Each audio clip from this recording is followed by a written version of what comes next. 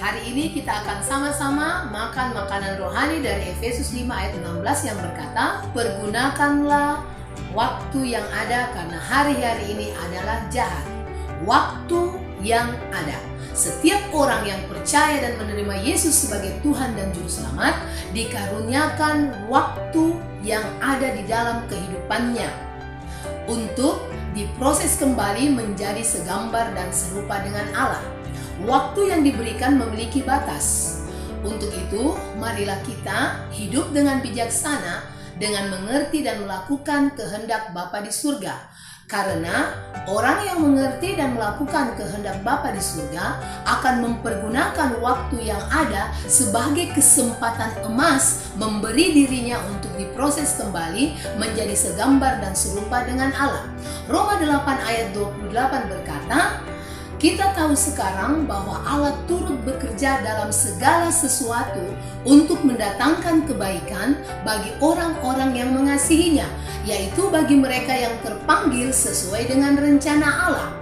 Allah turut bekerja dalam segala sesuatu, maksudnya dalam keadaan buruk sekalipun dalam kehidupan kita, dalam keadaan sakit, dalam keadaan berduka, tantangan kehidupan, ekonomi yang naik turun, di PHK, bahkan juga dalam masa pandemi COVID-19 ini, sebagai orang yang diproses kembali menjadi segambar dan serupa dengan Bapa di surga, itu adalah hal yang baik yang Tuhan buat dalam kehidupan kita.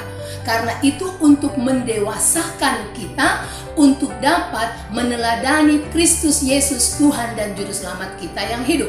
Yang kedua, dengan mengerti dan melakukan kehendak Bapa di surga, maka kita akan dengan bijaksana menjalani hari-hari kita walaupun di sekitar kita orang-orang hidup di dalam kejahatan.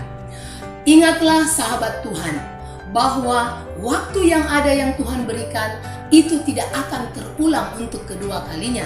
Dan bumi ini bukanlah rumah kita.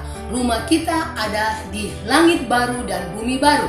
Dalam Yohanes 14 ayat 1-3, Yesus berjanji bahwa Yesus kembali ke rumah Bapa di surga untuk menyediakan tempat bagi anak-anaknya yang mau diproses, didewasakan agar serupa dan segambar dengan Bapa di surga. Untuk itu, marilah kita mempergunakan waktu yang ada sebelum Tuhan memanggil kita. Selamat beraktivitas, tetap berjuang karena Roh Kudus Tuhan akan menolong kita hidup di dalam kebenaran. Haleluya, puji nama Tuhan. Amin.